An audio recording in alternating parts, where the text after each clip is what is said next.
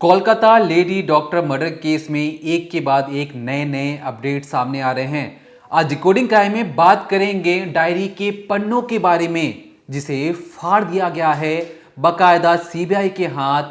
Lady doctor के phone, laptop और diary के पन्ने हाथ लग चुके हैं। अब उसमें से क्या मिलेगा और क्या मिलने की गुंजाइश बची है, इसके बारे में बात करेंगे डिकोडिंग क्राइम के अंदर। बात करेंगे वो पहला फोन कॉल जो प्रिंसिपल साहब को जाता है खुद, जिस क्राइम ऑफ सीन वाली जगह से, और सुबह तड़के सुबह 7 बजे की बात है।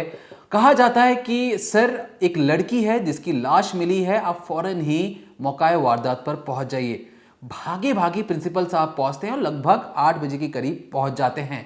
उसके बाद वो आकर सबसे पहले क्या करते हैं, डिकोडिंग क्राइम में बात करेंगे। बात ये भी करेंगे कि प्रिंसिपल साहब के आने के बाद तमाम लोग उस क्राइम ऑफ सीन पर आते जाते हुए नजर भी आए थे। मानो कोई रेपिस्ट या कोई कातिल उसमें से एक होगा जिसने कई सारे सबूत मिटाने की भी आशंका जताई जा रही है।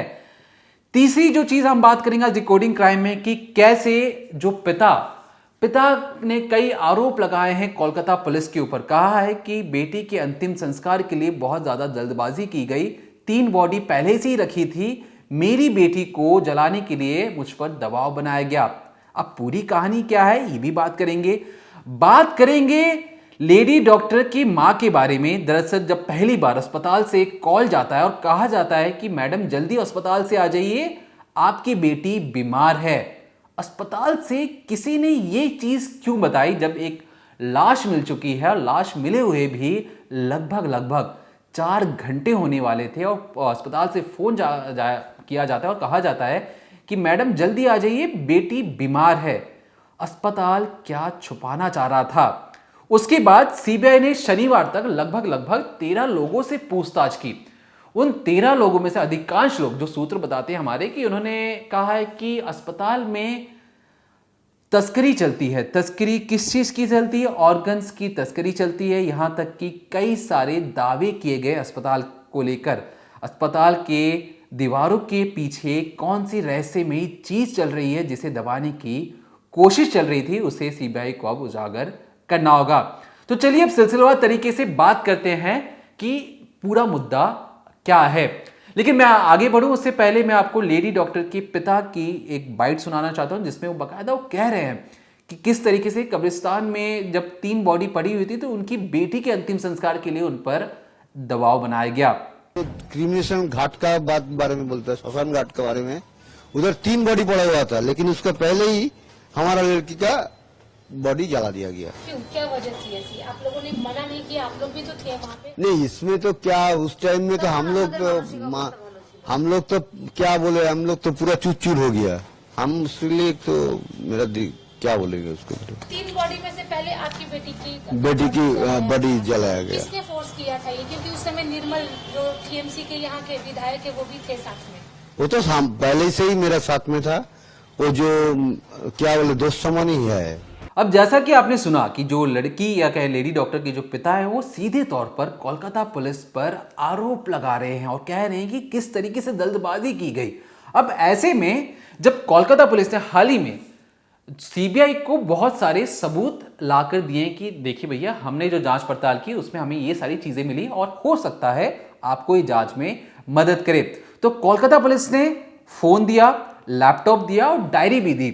अब डायरी में दिक्कत क्या थी कि डायरी के कुछ जो अहम पन्ने थे वो फटे हुए थे, और बकायदा मैं आपको बता दूं कि डायरी में अक्सर जो लेडी डॉक्टर थी वो क्या लिखती थी।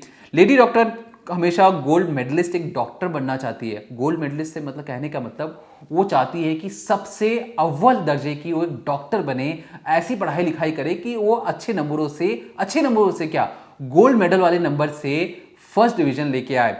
लेकिन कहानी या किस्मत को कुछ और ही मंजूर था। लगभग वो 10 से 12 घंटे पढ़ाई भी करती और हर रोज अपने डायरी को अपडेट भी किया करती, ऐसा पिता का दावा भी है। लेकिन जो डायरी के पन्ने जो फटे हुए मिले हैं, इससे जो जांच की दिशा कहीं और बदल भी सकती है। पिता का दावा है कि जो डायरी के जो अहम पन्ने थे उसे फाड़ दिए गए हैं। तो वहीं कई जो सूत्रों का दावा ये भी है कि हो सकता है जब इस जघन्य अपराध में जब संजय रॉय लेडी डॉक्टर के साथ बदतमीजी कर रहा था, क्रूरता कर रहा था, उस वक्त बचाव करने के लिए लेडी डॉक्टर अपनी डायरी का इस्तेमाल किया और उसी आपाधापी में कई सारे जो पन्ने हैं वो फट भी सकते हैं। लेकिन ये बस एक थ्योरी है, क्योंकि जो डायरी के पन्ने गायब होना और डायरी के पन्नों में ऐसी क्या चीज़ लिखी थी, क्योंकि कई दोस्तों का ये भी दावा था कि लेडी डॉक्टर कुछ बड़े राज खोलने वाली थी, ऐसे राज जो पूरे अस्पताल प्रशासन के लिए दिक्कत पैदा कर सकता था। अब वो क्या चीज़ थी वो आने वाले समय में पता लग सकता है। दूसरी चीज़ जो साफ तौर पर एक कहानी निकल कर आई है कि पहली बार जो प्रिंसिपल साहब है उन्हें कब पता लगता है और कौन बताता है कि उनके अस्पताल में एक लाश पड़ी है।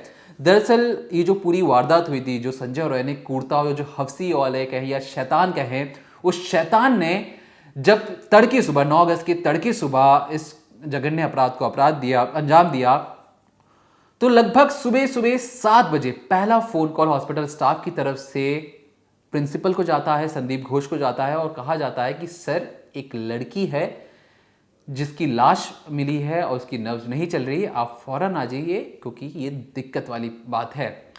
उसके बाद लगभग 1 घंटा बीत जाता है। संदीप घोष फौरन ही भागे भागे अस्पताल पर पहुंचते हैं। 8 बज चुके होते हैं और तमाम, क्योंकि जितने भी डॉक्टर्स थे पहली नर्व्स टटोल चुके थे, उन्हें समझ में आ चुका था कि लेडी डॉक्टर की हत्या की जा चुकी है। बट बदन पर कोई कपड़े नहीं थे, किसी ने एक लाकर चादर ढक दिया था। प्रिंसिपल साहब आते हैं, प्रिंसिपल साहब लाश को देखते हैं, वो तमाम अपने जो आसपास जो उनके जानकार लोग थे उनसे बातचीत करते हैं और लगभग फिर 9 बजे के आसपास कोलकाता पुलिस को इसके बारे में जानकारी मुहैया करवाई जाती है फोन कॉल के जरिए। याद रखिए, जो अस्पताल के जितने भी स्टाफ थे ये 6 बजे पहली बार लाश को देखते हैं, 7 बजे प्रिंसिपल साहब को फोन कर बताया जाता है। यहां तक कि प्रिंसिपल साहब को पहले फोन करके बताया जाता है कि सर आप जल्दी आ जाइए। इसके बाद प्रिंसिपल साहब को फोन पर व्हाट्सएप के जरिए उसी नंबर से लाश की फोटो भेजी जाती है, मौका वारदात की एक फोटो भेजी जाती है कि सर ये रही वो लाश जिसके बारे में हमने फोन में बात किया था। जिसके बाद भागे भागे प्रिंसिपल साहब आते हैं। तो लगभग 6 बजे के बाद 9 बजे तक कोलकाता पुलिस को पता नहीं चलता। 9 बजे के बाद कोलकाता पुलिस को इसके बारे में जानकारी मिलती है। याद रखिए 6 से लेकर 9 3 घंटे तक एक लाश, जहां पे आसपास जितने तमाम डॉक्टर्स हैं जिनको पता लग चुका था कि ये जान नहीं है, उसके बावजूद कोलकाता पुलिस को बताने में इतनी देरी क्यों की गई, इसके बारे में भी प्रिंसिपल साहब से पूछा जा रहा है। यहां तक कि जब प्रिंसिपल साहब खुद आ जाते हैं 8 बजे, 8 से लेकर 9 बजे तक वो ऐसी क्या मीटिंग कर रहे थे कि उन्हें कोलकाता पुलिस को बताने में इतनी देर लग गई। और शायद इसीलिए जो प्रिंसिपल संदीप घोष है, इन पर तो ऐसे कई आरोप भी हैं, लेकिन संदीप घोष को लेकर सीबीआई कुछ ज्यादा ही सख्ती अपना रही है। दरअसल संदीप घोष से कई राउंड की पूछताछ की जा रही है। इन्हें बार बार सीजीओ कॉम्प्लेक्स बुलाया जा रहा है, उनसे बहुत सारी चीजें पूछी जा रही है, मसलन कि आपको पहले किसने बताया कि यहाँ पर हत्या हुई है, आप कब पहुंचे, आपने आते ही सबसे पहले प्रोटोकॉल के तहत कौन सा एक्शन लिया। लेकिन जो प्रिंसिपल साहब है, जो संदीप घोष हैं, वो टाल मटोल या इधर उधर की बातें कर रहे हैं जिससे सीबीआई संतुष्ट नजर नहीं आ रही। वो चाहती कि या सीबीआई को लग भी रहा है कि हो सकता है प्रिंसिपल को बहुत सारी चीजें पता हो और वो चीजें नहीं बता रहे हैं। अब मैंने आपको 9 बजे तक की बात बता दी। 9 बजे के बाद कोलकाता पुलिस जब मौका वारदात पर पहुंचती है तो लगभग 2 घंटे हो जाते हैं। 10:53 होता है और पहली बार अस्पताल के एक सुपरिटेंडेंट द्वारा लेडी डॉक्टर के फैमिली पर एक कॉल किया जाता है। उन्हें कहा जाता है कि आपकी बेटी बीमार है, फौरन ही अस्पताल आ जाइए। अब मान लीजिए किसी के घर पर फोन जाए ऐसे अचानक और कहा जाए कि अस्पताल आ जाए, तो हर किसी के मन में टेंशन होने लगती है। इसके बाद जो माँ दोबारा उस नंबर पे कॉल करती है और कहती है कि क्या हुआ बताइए मेरी बेटी को। तो कहती है कि आपकी बेटी बीमार है और ठीक नहीं है, आप फटाफट आ जाइए, बड़ी बात है। इसके बाद फिर से फ़ोन कट जाता है। माँ का मन फिर से मचलता है, फिर से उस फ़ोन पर दोबारा कॉल करती है और पूछती है कि मुझे सच सच बताइए कि क्या बात है। वहाँ से सुपरिटेंडेंट साहब कहती कि आपकी बेटी ने आत्महत्या कर लिया या कहे सुसाइड जैसी चीज़ें कर ली हैं, इसीलिए आपको फटाफट आकर अस्पताल में बॉडी कलेक्ट करनी होगी। 10:53 पे कॉल किया गया था। सुबह 6 बजे लाश मिली थी। माँ के रो रो के हाल बुरा हो चुका था। लगभग जहाँ पे वो रहती थी वहाँ से 1 घंटे का सफ़र पूरा कर कर वो अस्पताल पहुँचती हैं। लगभग 12 बजे के करीब वो अस्पताल पर आ चुकी थी, पिता और माँ दोनों। इसके बाद अगले 3 घंटे तक उन्हें बैठा कर रखा जाता है, उनके अपनी बेटी से दूर रखा जाता है, बेटी से मिलने नहीं दिया जाता। इसके बाद जैसे ही वो अपनी बेटी से मिलने पहुंचते हैं, देखते हैं कि बेटी के चारों तरफ शरीर से खून रिस रहा है, बॉडी पर सिर्फ एक कपड़ा है, जीन्स की चेन खुली हुई है और तमाम जो ऐसी चीज़ें जो कैमरे के सामने हमें बतानी नहीं चाहिए। खरोचे थी, मुंह से खून निकल रहा था, शरीर का कोई ऐसा हिस्सा नहीं बचा था जहाँ पे चोट ना लगी हो।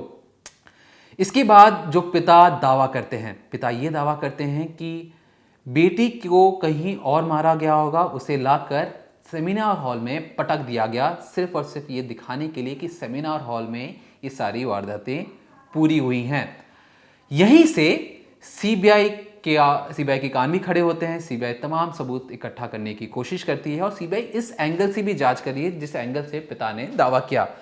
क्या ये पॉसिबल है कि इस रेप को एक सामान्य वारदात को बताकर किसी बड़े अपराध को छिपाने की कोशिश की जा रही हो?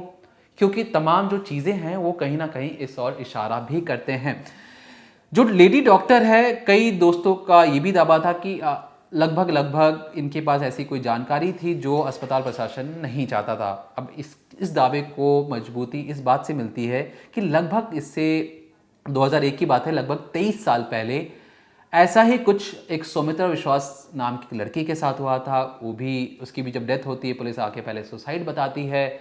उसके बाद जब जांच हाईकोर्ट द्वारा दोबारा बैठाई जाती है तो परिवार कई सारे दावा कहता है कि यहाँ पर लाशों के साथ रेप जैसी घिनौनी वारदात को अंजाम दिया जाता है। इसके बाद एक पौलमी दास की लड़की भी थी जो 6ठी मंजिल से कूद जाती है, ऐसे एलिगेशंस लगाए गए।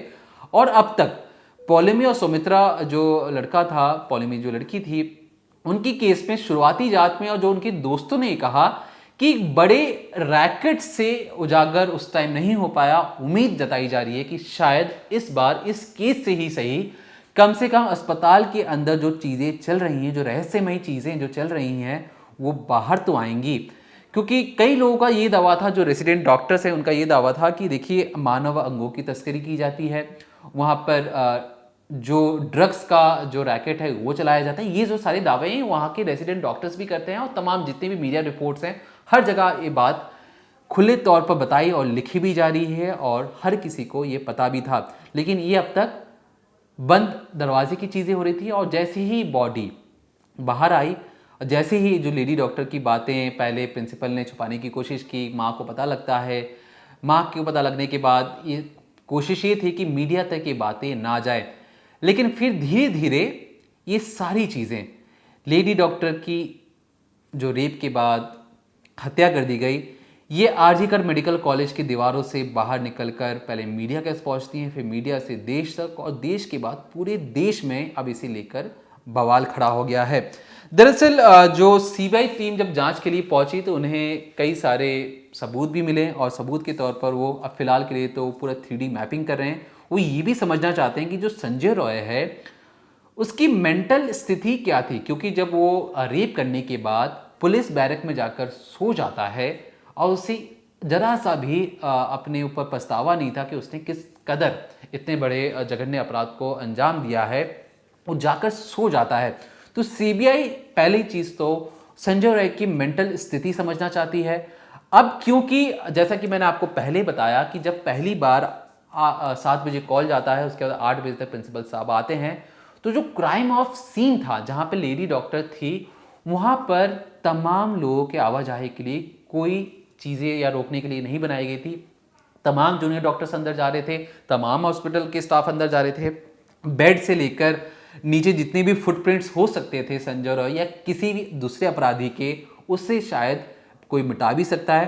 हो सकता है ऐसा, मान लीजिए ऐसी एक थ्योरी भी है कि उसी में से कोई कातिल होगा या कोई रेपिस्ट होगा, उसने तमाम सबूत को मिटाने का उसे बहुत ज़्यादा टाइम मिल गया। 6 बजे से लेकर 9 बजे तक 3 घंटे के अंदर दुनिया में क्या क्या चीज़ें साफ नहीं हो सकती, एक लाश के आसपास जब पूरी जो सिनेरियो थे उसे खोल दिया गया, तमाम लोग आ रहे थे, देख रहे थे, जा रहे थे, बिस्तर से लेकर नीचे जो फुटप्रिंट्स होते हैं हर जगह उनके निशान पाए गए। ऐसा लगा कि शायद इस पूरे क्राइम ऑफ सीन के साथ पहले ही सबूतों के साथ टैंपरिंग से कहने का मतलब छेड़छाड़ पहले ही की जा चुकी थी।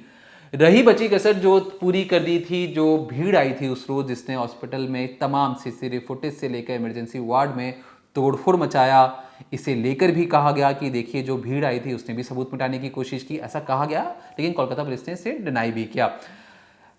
तीसरा, जो रेनोवेशन का काम जो सेमिनार हॉल के बगल में शुरू किया गया, ऐसी जितनी जल्दी और इतना हड़बड़ी क्या थी अस्पताल प्रशासन को कि उन्होंने फौरन ही सेमिनार हॉल के बगल वाले कमरे में रेनोवेशन का काम शुरू कर दिया।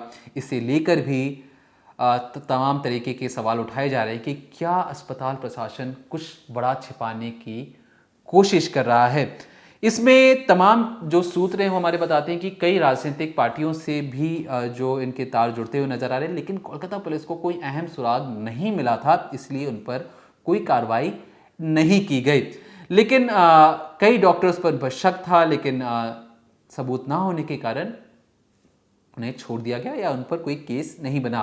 तो वहीं संजय रॉय की बात करें तो संजय रॉय सेमिनार हॉल में जाता हुआ नजर भी आता है, नेक बैंड भी नजर आता है, लेकिन जब हम इसकी पड़ताल कर रहे थे तो हमने कई सोशल मीडिया हैंडल्स भी खंगाले और ये उनकी तरफ से दावा किया गया कि देखिए हुआ कुछ यूं होगा कि सोशल मीडिया का दावा है जो जिसकी पुख्ता तौर पर आप नहीं कह सकते, लेकिन ऐसे दावे जो बंगाल के जितने भी जो डॉक्टर्स या वहाँ पे जो चीज़ें वायरल हो रही हैं, बांग्ला में वायरल हो रही थी, मैं आपको हिंदी में उसका कन्वर्ट करके बता देता हूँ, लेकिन हम ये दावा करते हैं कि क्राइम तक इसकी पुष्टि नहीं करता।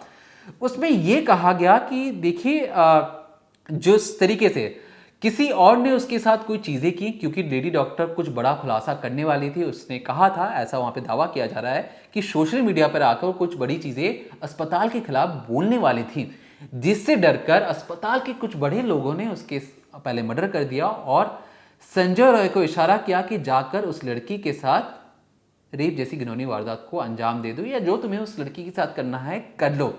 ऐसी चीज़ें वायरल हो रही हैं खासतौर पे बंगाल में, और हमारी दरख्वास्त है अगर इस चीज़ में कुछ कहीं भी छोटी सी भी सच्चाई हो तो इस पूरे मामले को खंगालना चाहिए। अगर ये चीज़ें गलत हैं तो कोलकाता पुलिस और सीबीआई को इस पर अंकुश लगाने की हर एक कोशिश करनी चाहिए, क्योंकि इससे जो जांच की दिशा है वो बदल भी सकती है।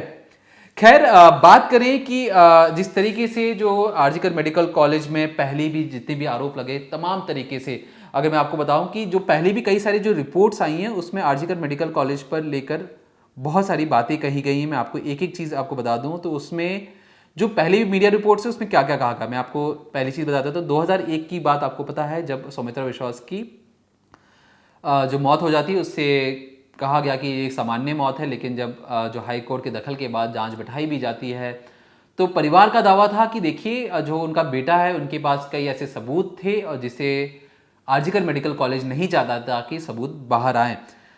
अब बात करते हैं 2001 के बाद 2003 में एक टाइम्स ऑफ इंडिया की 6 फरवरी 2003 की खबर है, जहां पर आरजीकर हॉस्पिटल के हाउस स्टाफ की अंदर वो आत्महत्या जैसी कोशिश करता है, वहां पर उसकी मौत हो जाती है। अब ये भी संदेह में है। अब आरजीकर के जो प्रोफेसर हैं इनकी जो लाश थी वो बहुत ज़्यादा मतलब खरोचा गया था। ये 24 अक्टूबर 2016 की खबर है और कमरा अंदर से उनका बंद था। अब उनकी लाश के साथ किसने छेड़छाड़ की या कैसे उन्हें इतनी चोट लगी, इसके बारे में कोई चीज़ें पता नहीं, बाहर नहीं आई हैं। तीसरा जो है 1 मई 2020 का है, जूनियर डॉक्टर कोविड-19 के दौरान की बात है, वो 6ठी मंजिल से कूद जाते हैं और उनकी मौत हो जाती है। फिर आरजीकर मेडिकल कॉलेज का एक स्टूडेंट ट्रैकिंग पे जाता है उत्तराखंड में, वहाँ पर उसकी मौत हो जाती है। याद रखिए ये सारे स्टूडेंट्स ही, एक प्रोफेसर है। यहाँ पर बात किसी मरीज की नहीं हो रही, डॉक्टर्स की हो रही है, जूनियर डॉक्टर्स की हो रही है, एक प्रोफेसर की भी हो रही है। और यहाँ पर आरजीकर 13 अगस्त 2023 की बात है, पिछले साल की बात है, एक इंटर्न जो वहाँ पे काम करती थी या करते थे, वहाँ पर एक ड्रग के ओवरडोज से उसकी मौत हो जाती है। ये सारी चीज़ें आरजीकर मेडिकल कॉलेज के अंदर की हैं और कैसे आरजीकर मेडिकल कॉलेज में जो इतनी सारी जो मौतें हो रही हैं डॉक्टर्स को लेकर, प्रोफेसर्स को लेकर, यंग डॉक्टर्स को लेकर, वो कहीं ना कहीं आरजीकर मेडिकल कॉलेज पर डाउट पैदा करती हैं, सवाल या निशान खड़ा करती हैं। और क्या अब तक इस पर कोई जांच बैठाई गई या नहीं बैठाई गई, ये भी समझ से परे है। खैर, जो लेडी डॉक्टर जो थी वो इंसाफ मांग रही है। आज रक्षाबंधन भी है और जितने भी हम भाई हैं वो कम से कम ये प्रण तो ले सकते हैं कि अपनी बहनों की रक्षा कर सकें। और ख़ास तौर पर अगर आपकी आंखों के सामने ऐसी चीज़ें हो रही हैं तो हमें कम से कम उसे रोकना चाहिए। मुझे पर्सनली इस चीज़ पर ज़रूर डाउट है कि जिस तरीके से जो अगर सेमिनार हॉल में लेडी डॉक्टर के साथ अगर ऐसा कोई अपराध हो रहा था तो रात का समय है, रात के समय में अगर किसी के साथ ऐसी चीज़ें हो रही हैं तो चीखेगी, पुकारेगी, तो क्यों किसी को उसकी आवाज़ नहीं मिली? पहली चीज़। अब जैसा कि बताया गया कि जो डॉक्टर जो साथी थे उन्होंने जोमेटो से खाना बुक किया और देर रात वो नीरज चोपड़ा के ओलंपिक वाला गेम देख रहे थे। इसके बाद जो महिला डॉक्टर सेमिनार हॉल में चली जाती है। अब कई लोग काम करते हैं साथ में, होता भी है कि एक दो बार हालचाल लोग पूछ ही लेते हैं कि अगर मान लीजिए मेरे आसपास कोई शख्स नहीं दिख रहा जो मेरे साथ रोज काम करता है तो मैं पूछूंगा वो कहाँ है, क्या कर रहा है। तो यहाँ पर मुझे भी समझना है कि जो साथी डॉक्टर्स थे वो उन्होंने खोजने की कोशिश क्यों नहीं की? अगर उन्होंने खोजने की कोशिश की तो इन्हें इतना वक्त क्यों लग गया? अगर वक्त लग गया तो उन्हें पता था कि वो सेमिनार हॉल में रेस्ट कर रही है, तो क्या किसी ने सेमिनार हॉल में जाकर चेक करने की कोशिश भी नहीं की? ये तमाम तरीके के सवाल हैं। और हॉस्पिटल से आवाज़ क्यों नहीं आ रही, ये भी एक सवाल है। तो ये जो सारे सवाल मिलकर कहीं ना कहीं उस आरजीकर मेडिकल कॉलेज की बिल्डिंग के अंदर जो चीज़ें हुई हैं वो अपने आप में रहस्यमय बनाती हैं, या किसी शक्तिशाली शख्स को बचाने के लिए कोई षड्यंत्र तो नहीं है इसके पीछे, इस पर भी जांच होनी चाहिए। तो तमाम जो भी अपडेट्स हैं मैंने आप तक पहुंचाने की कोशिश की। जो भी नए अपडेट्स होंगे हम क्राइम तक पर आप तक जरूर पहुंचाते रहेंगे। तब तक देखते रहिए क्राइम तक।